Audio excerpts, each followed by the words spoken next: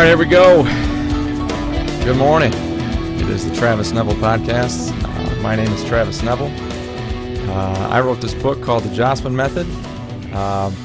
You can get it on Amazon. You can get it on Audible. Anywhere fine books are sold. So I think we have a little bit bigger audience now. Certainly was not my goal, but it is what it is. Let me just dig right into it. I fucked up pretty bad with last week's show. So I insulted and went after the motivations and the work ethic of a kid. One of the kids in the football program, a part of which I am no longer. And it's just not, it's just not the right thing to do. I mean, whether I was frustrated or not about the situation, and it really wasn't about the kid. It was, I'm not going to defend myself. You can't defend it. I mean, there's nothing there to defend. I mean, sure, he's a nice kid. I've actually never even talked to him. I've just seen him from across the gym or across the weight room. It's a big football program. I was around a lot of kids. Hear great things about the dad. We have some friends in common. I fucking feel terrible about it. It's not appropriate shit. I used to be a high school teacher. This is shit I should know. I think that this is what I did, and this is absolutely not an excuse. I'm just kind of trying to explain my thought process. This whole podcast and the book, they're not meant for kids. They're not. I mean, this is adult stuff. I swear a lot. I talk about getting divorced and going to jail and stuff that doesn't happen to kids, right? So I crossed those two things over, and it's just not appropriate. You can't. Kids are malleable. You know what I mean? Our job is to get them where we want them to go. If I did think a kid had low work ethic, it's my job to help them build that up. If a kid's already great, well, make them even better. That's our job. I've always talked about high school as an adult factory. They come in as 13-year-old kids, and we're trying to, they're going to leave as 18-year-old adults, going to war and, buying tobacco and voting. And I mean, they're adults, and it's our job to help them be better at that. And what I did doesn't do it. It just doesn't do that. It just doesn't. I tore that kid down, and I would feel badly about that anyway, regardless of the fallout. And there was a lot of fallout. I was, I don't have my job coaching football anymore, and that feels terrible. What I did as a lone wolf, this is like a separate thing. What I do as a podcaster and a writer, it's got nothing to do with football. But I have to realize that just because I'm not a teacher anymore doesn't mean I am still a coach, and I have to abide by the same set of rules, and that's that anything that I do is going to reflect poorly on that program, and I should have known better. And I just feel terribly. I mean, for that family, I feel terribly for other families who are in that class who this has impacted, because I left a stain on what is a very, very positive place to be, and that's this football program that I was used to be a part of. Bigger than that, the guys that I coached with, now they go around town wearing their gear, and people want to talk to them, and they got to defend us over some shit that I said. It's embarrassing. It's uncomfortable. It's awful. So I feel terribly. I mean, it's been over a week, and pieces are still falling. I mean, people are still suffering as a result of my fucking mouth. And so I'm not trying to get anybody to feel sorry for me. I don't need that. I'm thankfully past feeling sorry for myself at this point. Weird coincidence. When this all happened, I was on my way up into northern Michigan. I like to work with my hands sometimes, so I'll pick up a job power washing decks, staining them. I was painting this Victorian house up in Sheboygan for the last week, and so I spent the last week just kind of on a ladder, by myself, quiet, thinking about this, just going through it. And here's the upside. I want to walk through how this is how you get through something that you fucked up in your life, okay? When you read the book, that's what it's about. Here's how you get through something fucking hard. All right? That's what the book is about. And this is certainly that for me, and it's probably going to be that for a lot of people. So, but there are lessons to be learned here. So let's move forward out of that, and I want to not just talk about it but demonstrate it. So there are 4 steps when you make a mistake like this, when you fail like this. So I want to go through each of them. Step 1, you got to do it quick. You got to admit that you failed it, that you fucked up. You got to be like, "Yep, that was stupid. Holy shit, was that stupid?" And you got to do that without your ego. You got to humble yourself down and just, "Yep, holy shit, I looked down at my phone and I hit somebody's mailbox." And you can't soften that, all right? That is what it is, So that's the first thing you have to do. Admit humbly, without ego, "Yep, I fucked that up." And especially if it involves other people, you've got to admit that as publicly as you can. And this is the most public platform I have at this point, to tell you guys that, yeah, I fucked that up and I feel terribly about it. That shouldn't make you feel less bad about me. My guess would be that there are more people listening to this that don't like me and want to see me fail than there are people who are fans of the message I'm trying to get out. And the message I'm trying to get out is really simple. Fear is a poison in your life. The cure to it is working hard. And that's really it. If I boil it down, that's what it is. These are the things that I learned while I was, again, on a ladder in Sheboygan, 30 feet up off the ground, and realizing how much I had fucked this up. I mean, yeah, that's what I'm trying to do. And that last podcast didn't do it. I think I had a good theme. The idea that, and again, I think that's what I fucked up. Like I said, I'm trying to motivate adults with this podcast, and I dragged a kid into it. Completely inappropriate. That's like trying to motivate people, and you drag your dog into it, and you expect them to, I don't know, your dog can do certain things. An adult can do certain things. A kid can do certain things. You can expect your truck to run when you start it. You have to have appropriate expectations of everything in your life and every person in your life, right? And I just crossed up expectations. You know what I mean? I can't expect, I expect my toilet to flush when I hit the handle. I can't expect it to do my dishes for me. You have to just really understand what you're dealing with, and that's what I fucked up. I'm trying to motivate adults. And like I said, kids have no place in that yet. When they get older, maybe. But our job is to support, push, motivate, be positive. That's what the job is, to be a teacher and to be a coach. And shit, you guys all, I publicly failed as a teacher too.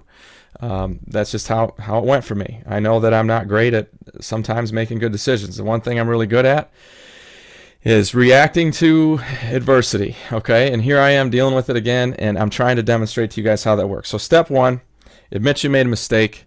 And then step 2, I think, is to triage. If it's a thing that, especially if it affects other people, if there's anything you can do to kind of stop the bleeding, you have to, again, drop that ego, drop that, you got to humble down and try to help. So, as this thing started happening, like I said, I'm driving on the highway and I'm getting call after call after call, and I'm just trying to, okay, I realize what I did here, so I'm just trying to fix this, and I'm talking to coaches and community members and the athletic director, and the angle that I took was, yeah, I fucked that up and I know it. How can I help? What can I do right now that's going to make this less bad?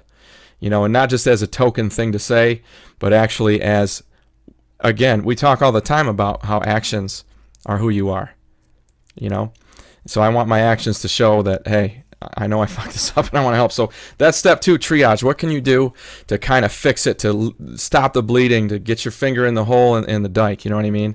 And kind of make sure it doesn't get any worse than it already is. And I don't think you can do that without accomplishing step 1. If you don't humbly, ego-free, say, yep, I screwed this up, you can't do number 2 because you're not to number 1 yet, and you're going, well, but I meant to this, and I didn't say any names. I just, you can go through that getting real defensive, but you're sure as hell not going to help all the people you hurt. My dad talks all the time about pebbles in a pond, right? It's a perfectly flat glass pond. There's no wind, and you drop the smallest pebble from the lowest height, and those ripples, they just go out forever. And that's the symbol, obviously, of your decisions affect the people around you. Things you do affect the people around you. And I very publicly shit the bed, did something real stupid, and it's affecting a lot of people that I love. It sucks that I lost my job, but I could handle it if that's all that I had to deal with. But all the people that are affected by this, the athletes, the coaches, the community members, the whole town, that's how that went. So yeah, you triage first. And then once that's done, once you feel like you've done everything you can, that's when you start to reflect. You really, kind of the emergency, the lights aren't flashing anymore, the siren isn't going off anymore. Hopefully, all the anxiety that you were dealing with in steps 1 and 2, hopefully that starts to subside, and then you can move on to 3, and that's to start to kind of analyze the thing from your perspective, and see what the hell you did wrong and what you can learn from it. How do you avoid doing it again in the future? How do you it's a shot. It's like an injury. You know what I mean? I'm going to go back to your body. You go through a really difficult workout, and you're like sore as hell, but in the end you'll be stronger. So you have to look at failures the same way. It weakens you initially. There's no doubt about it. Like after you go through a big chest workout, later that night you can't lift much with your chest. So you're weaker initially, but you will get stronger as a result. You'll be sore and there'll be pain, but you'll be stronger in a few weeks. You know what I mean? So that's what you have to try to find a way to make that work. So I'll kind of demonstrate, how that went for me.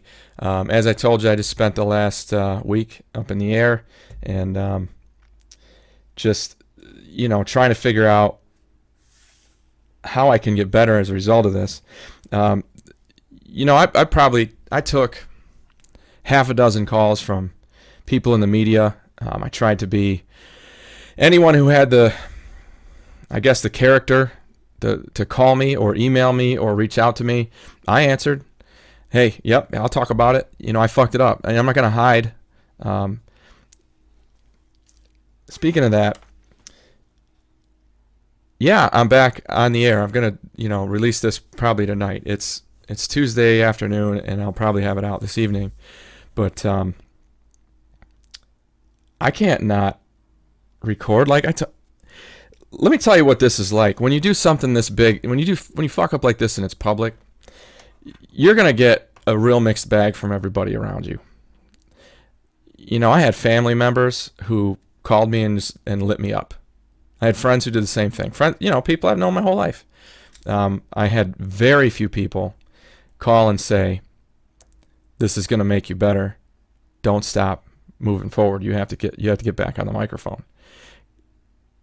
Because now you have an audience. Now you have people watching, even though they might hate you. Shit, my best podcast, I think, barely hit 100. Most of them are 30.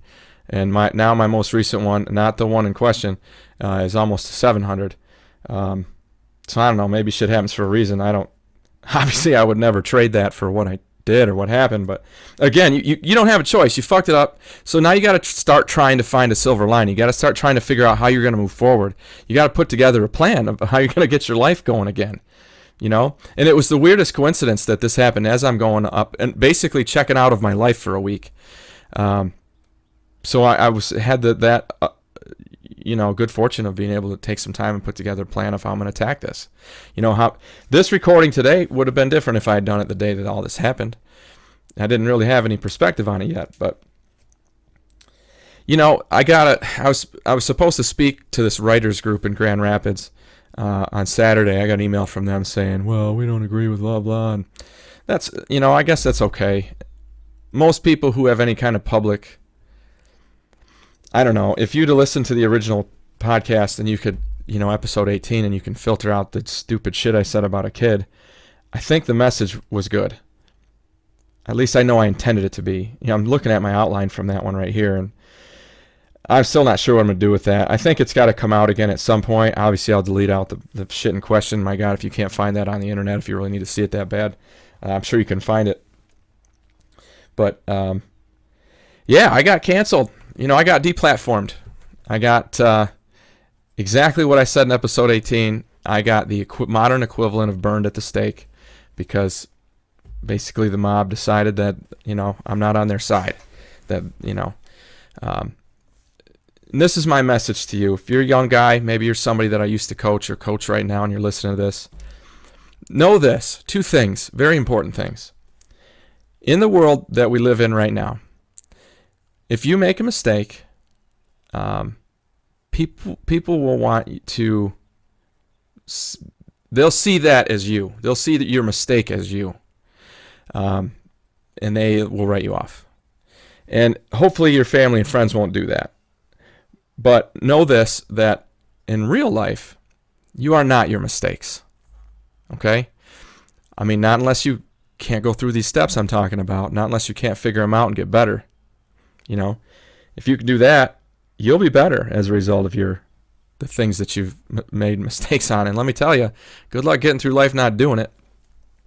You're going to make a mistake. You're going to fuck something up. You got to have the resiliency to just get back on the horse, and which is what I'm doing now. I'm literally demonstrating to you, look, I just got my ass kicked, and here I am back doing exactly what I did. I can't quit doing this. I'd be a coward and a hypocrite if I didn't come back and keep recording. I'm not either of those things. And even if I were, I realize that there are people out there who are, listening to what I'm saying. And I need to be consistent with that message. You fall on your back, get the fuck back up. Figure out how you're going to get better as a result of it. Figure out how you're going to move forward.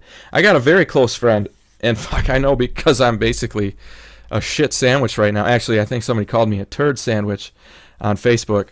Nobody's going to want to be attached to me, so I can't really give shout outs to businesses or people anymore. Not for a while anymore. Anyway. But I had a close friend tell me, he said, I've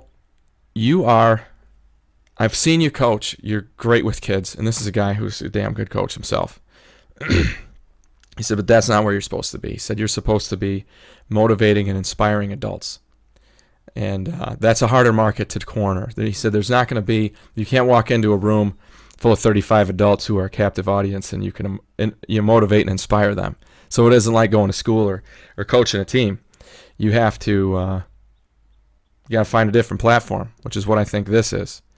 I agree with him. I think that, as I said earlier, I was trying to use adult motivating. Again, I'm not making excuses. I certainly apologized, and I want that apology to last forever because I did some things that are going to last forever. But it's just an explanation. You know what I mean? I'm supposed to be motivating adults. That's what I'm trying to do anyway. Kids just aren't ready for that. It's just not appropriate is what I meant to say. Anyway, he said that's what. And thanks, dude. Appreciate you saying that. That encouragement was awesome. Yeah, got burned at the stake. It sucks. It does. Lost my coaching job. Lost, like I said, that speaking gig. There'll probably be other things that happen in the future. Because after when I lost my teaching job, that's all you could find on the internet about me. And then after that, I did a bunch of great shit. I started a business, and I do a bunch of writing on LinkedIn, and I wrote this book, and now I have this podcast, and I did all these positive things that pushed that negative stuff way down. But now all you're gonna find when you Google my name is this the football thing, and so it's like taking a shot to your credit. So it takes you 7 years to rebuild it. That's probably how that's gonna go for me. But actually, the experience of it actually did have a couple of upsides. Man, I got if you guys who remember Drew and Mike in the morning, who they used to be kind of Detroit's morning show from WRIF, they have a podcast now, and they got a hold of this, and they spent like 15 minutes kind of breaking down how I'm doing my because they're a podcast now, and man, it was actually super helpful. Like, they're like, oh, look, he's getting better at this, or look, he's doing that. Oh, I like his like. They gave me a lot of great feedback on how to make my podcast better. So I mean, I don't get that exposure had this not happened. Again, I'm not telling you that I don't feel badly, because I absolutely do. But you got to start digging out. You got to start looking for upsides. You got to start figuring out, all right, how am I going to go forward from here? Is there anything positive that can come out of this? So that's what I'm trying to demonstrate for you. Yeah, you got to check your motivations when you're in that stage where you're breaking it down. Like, what was I trying to do? Now I know that I can tell you, I was trying to help people. I fucked it up, though. I mean, ultimately, this is not a world where your intentions really matter. It's the outcome that matters, right? That's the most important thing. But when you're analyzing it yourself, ultimately you got to get into that kindness that I talk about. I think I talked about it, episode 5, something like that. You're going to beat yourself up a little bit, and I certainly have. That's for sure. I mean, every time this comes up, I just go into a fucking pit of depression. But ultimately, you got to get to step 4. After you go through all of that shit, rolling around with it, talking to your family, talking to your friends, getting insights, getting advice, getting all the information you can, talking about it as much as you possibly can, and as deeply and as clearly and as honestly with yourself as you possibly can, you have to start to get to step 4, which is to let it go. You got to get to where you can. And I said it in the book. Really what we're talking about here is habit 4, behavior 4, or I'm sorry, is it 5? No, it's fucking 6. There it is, 6, do home projects. In chapter 6, I talk about remodeling this house that I live in. And I go through, I talk about Jordan Peterson in there, and I talk about him all the time, but the big thing I talk about there is forgiveness. Rebuilding yourself after. The house is just a metaphor. I'm rebuilding myself. That's the whole thing. But I talk about this. I'm not going to continue to feel badly about that mistake. I can see how continuous self-judgment and shame will only lead me down a path that brings me less happiness. I will be better as a result of this. That's what you have to be able to get to. Ultimately, you have to be able to let yourself off the hook.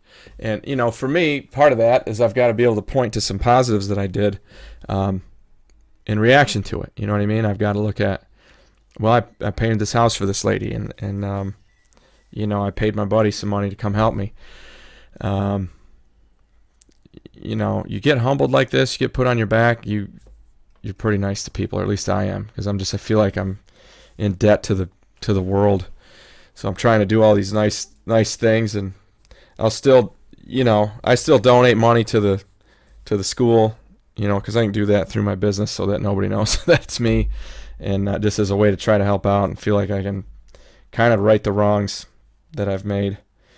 But that's what you have to do. You gotta eventually just go, all right, I'm thinking the same thoughts I thought for the last 4 days on this, so I'm not learning more about it anymore. It's time for me to start to let it go. I got to consciously think about something else, focus on other positives in my life, and move forward. That's what you have to do. So that's what I'm doing. I'm trying to figure out, all right, how am I going to fill? Because especially in the fall, football is probably at least 30 hours a week. You know what I mean? So what am I going to fill that time with? How can I help people? I thought, shit, I was way out of town doing this job. Maybe I'll pick up more work up there. I can be out of town working more and making a few bucks, and I really like doing that stuff. It's fun, and I can be gone for a week because I don't have practice and I don't have things that I have to manage. Again, trying to look at upsides. I'm not happy that I'm not coaching football. I don't like it, and it sucks ass, but you got to try to move on. You have to try to, and you better do that sooner than later. You figure out after you've learned everything you can. And here's the thing. I mean, I had a lot of people call and tell me I was right about the message I was trying to get across. Obviously, nobody's going to agree that using a kid is the right thing, but right isn't always the goal, okay? And I think there's a great lesson there. Think about this. Imagine that you're with your partner, your wife or your husband or whatever. You guys have some kind of an argument about something or disagreement. You pick the level, and you win. You were right. You know what I mean? And good for you. Good for you. But now you're living with somebody who just lost and who was wrong. And to you, they lost and they were wrong. You want to hang around that person? You know what I mean? They're probably not going to be the nicest to be around. So what did you really win? You know what I mean? And so my point is this.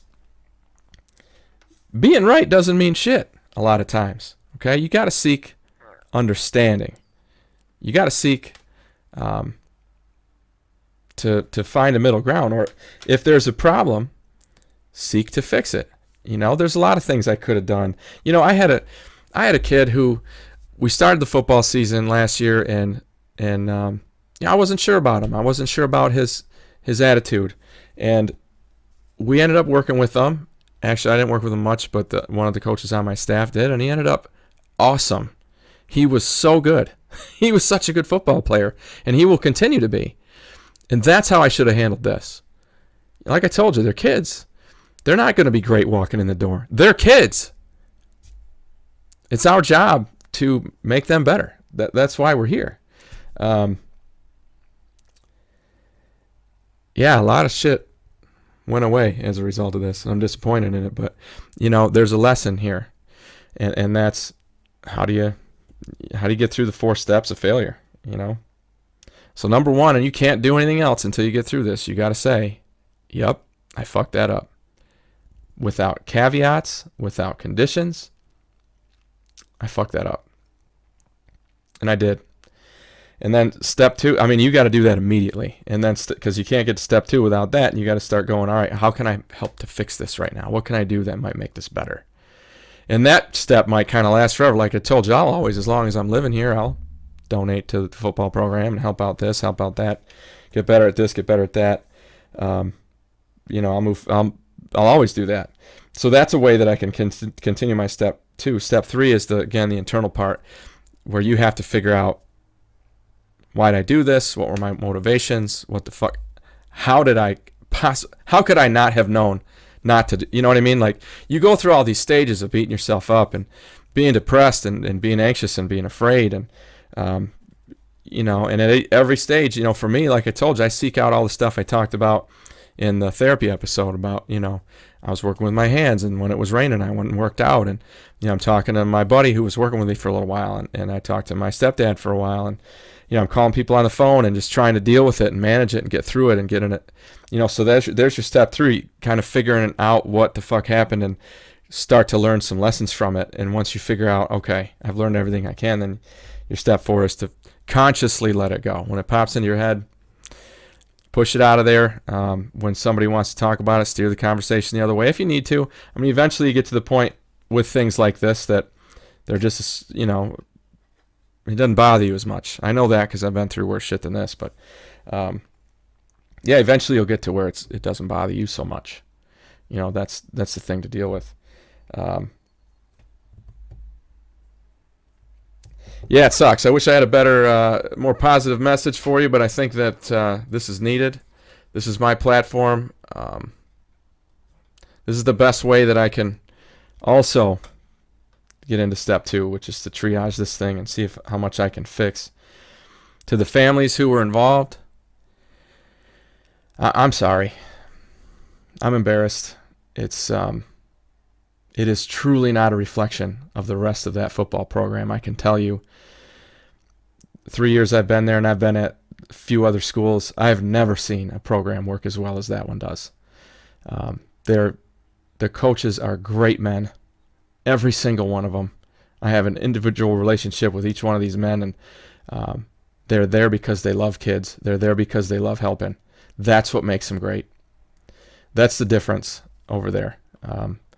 They're great men, and I'm embarrassed that I gave you a bad taste of those guys. I encourage you to give them another shot. Talk to them.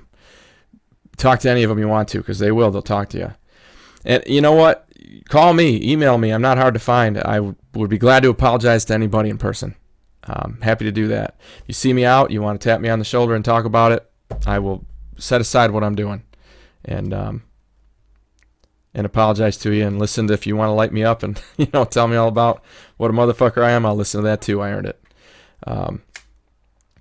Yeah, that's what's going on. So that's episode 19. I wish I had more positive to give you, but that's not how something like this goes when you fail. I mean, I'm not quite to step 4 yet. I'm still at step 3 for the most part.